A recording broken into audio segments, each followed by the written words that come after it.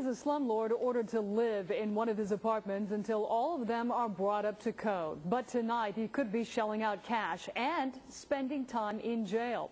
News Center reporter Tram Mai is live downtown where a judge just sentenced Stuart Kaplow. Tram. That's right, Lorene. Stuart Kaplow faced 3 charges for housing code violations. And just as you mentioned, last week the judge ordered him to stay in his East 9th Street apartment. But today he ordered him to live there until he was done fixing up all his other apartments. He's ordered to live there as a resident. Now, Kaplow will have to reside permanently here until he brings all of his 700 units up to code. The judge ordered him to move his belongings and home office to his East 9th Street apartment by this Monday. He must work there, live there, basically become a full-time resident and neighbor. The judge also said Kaplow cannot leave Franklin County until all his apartments are fixed. Although Kaplow's attorney is disappointed, the city believes the decision was fair. It was fair?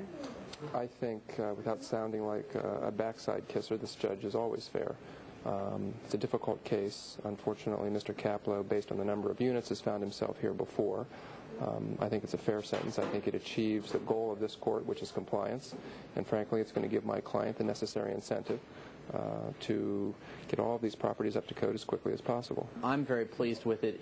It's the requirements we want. It assures me that he's not going to be living in his home in Bexley, that he will be living on 9th Avenue.